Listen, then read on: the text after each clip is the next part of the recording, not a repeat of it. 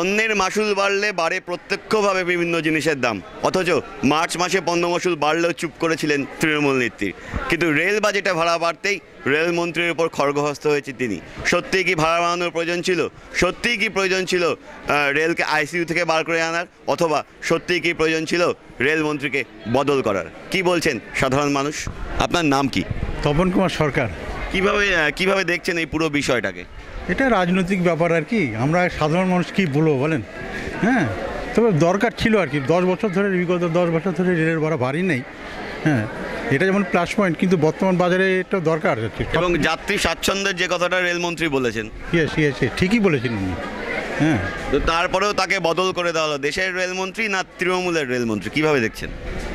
তা এখন বলতে হয় আর কি বলবো, পার্টির ব্যাপার আর কি।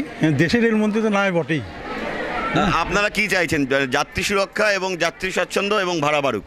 হ্যাঁ, যাত্রী সুরক্ষা, যাত্রী স্বাচ্ছন্দ্য, ভাড়া বাড়ুক, এটা চাই আমরা। আপনার নাম কি? আমার নাম পার্থপ্রতিম সরকার। পুরো ঘটনাটা কিভাবে দেখছেন? পুরো ঘটনাটা দেখছি এইভাবে, যাত্রী ভাড়া বাড়ুক, কেননা যাত্রী ভাড়া না বাড়লে যে এই রেলের যে সমস্ত প্রকল্পগুলো আছে সেগুলো বাস্তবায়িত হবে না, প্রথম কথা। দ্বিতীয় কথা হচ্ছে যে তবে যেরকমভাবে হয়তো ভাড়া বেড়েছে সেটাকে একটুখানি বিচার বিবেচনা করা উচিত।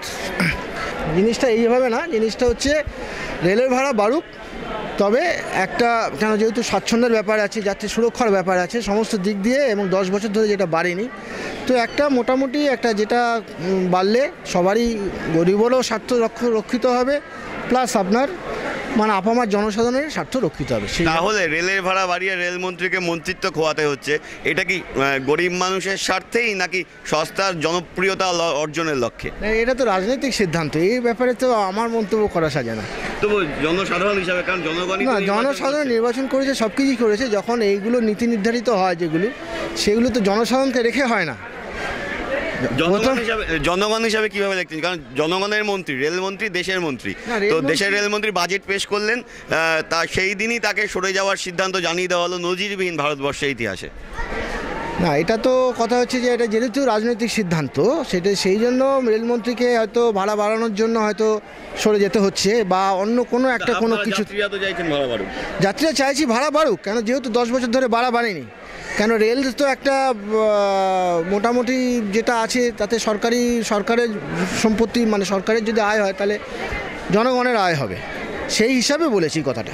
যাত্রী ভাড়া বাড়লো, রেলমন্ত্রী সরে গেলেন, এটা ব্যাপারটা ঠিক হলো না। রেল ভাড়া খুব সামান্য বেড়েছে আমার মতে, আমি এখন যাত্রী হিসেবে মনে করি 8 বছর ধরে রেলের ভাড়া একদম বাড়েনি। একটা কোনো সংস্থা চালাতে গেলে কিছু না কিছু উপায়ে তো আনতেই হবে, আয়টা আনতেই হবে। এটা খুব সামান্য ভাড়া বেড়েছে আমি মনে করি। প্ল্যাটফর্ম টিকিট 3 টাকা থেকে 5 টাকা করেছে। দূরপাল্লার ট্রেনের জন্য, সাধারণ সংরক্ষিতদের জন্য 3 পয়সা প্রতি কিলোমিটার বেড়েছে। এবং যেটা বেড়েছে সেটা হচ্ছে হাই ক্লাস সোসাইটির জন্য বেড়েছে, ফার্স্ট ক্লাস এসির জন্য ভাড়া বেড়েছে, 2 টায়ার এসির জন্য বেশি বাড়ে। সাধারণ মানুষের মনে হয় এটাতে আমার খুব একটা স্বার্থপূর্ণ হবে না। তা কয়েকদিন আগে পণ্য মাসুল বেড়েছিল, পণ্য মাসুল বাড়লে তো প্রত্যক্ষভাবে জিনিসের দাম বাড়ে, তখন তো মুখ্যমন্ত্রী প্রতিবাদ করেননি। কিভাবে দেখছেন পুরো বিষয়টা? হঠাৎ করে মুখ্যমন্ত্রী প্রতিবাদ করলেন, মন্ত্রী বদল হয়ে গেল রেলের। এতে রাজনৈতিক ব্যাপারটা সম্পূর্ণ থেকেই যাচ্ছে, রাজনৈতিক ইমেজের ব্যাপারটা থেকে যাচ্ছে, দলের ব্যাপারটা থেকে যাচ্ছে। আপনাকে তৃণমূল নেত্রী যে সিদ্ধান্ত নিয়েছেন সঠিক না? একদম সঠিক না। কেন? উনার সিদ্ধান্তকে উনি সাধারণ মানুষের কথা কোনো সময় ভাবছেন না। কি ভাবছেন? উনি কি বলবো, উনি উনার জনপ্রিয়তা, উনি উনার দলের জন্য, সব ইয়ের জন্য ভাবছে। এটা স্বাভাবিক, কত বছর বাড়ায়নি এটা বলুন তো। তাহলে এই যাত্রী ভাড়া বাড়ানোর জন্য তো রেলমন্ত্রীকে মন্ত্রিত্ব খোয়াতে হলো। এটা খুব অন্যায় হয়েছে, খুবই অন্যায়। কি অন্যায়? অন্যায় হয়েছে ওকে সরানো, মানে উনি যা করেছেন উনি রেলের জন্যই করেছেন। তো এটা কি মানে সস্তা জনপ্রিয়তা অর্জনের লক্ষ্য? সস্তা রাজনীতিটা সস্তা হয়ে গেছে তাই টোটালি। আপনার নাম? রতন বোস। কীভাবে দেখছেন?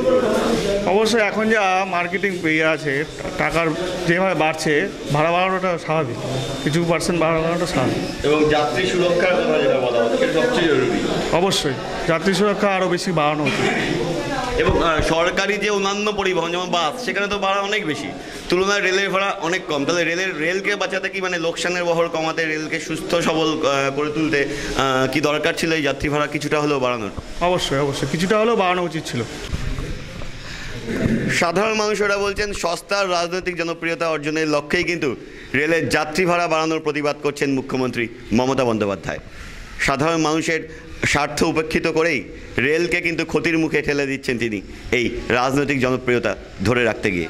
এখন দেখার রাজনৈতিক এই টালমাটাল পরিস্থিতিতে আগামী দিনে ভারতীয় রেল ঠিক কোন অবস্থায় যায়। ক্যামেরায় দেবাশিসের সঙ্গে আমি প্রসেনজিৎ, ইটিভি নিউজ, রায়গঞ্জ।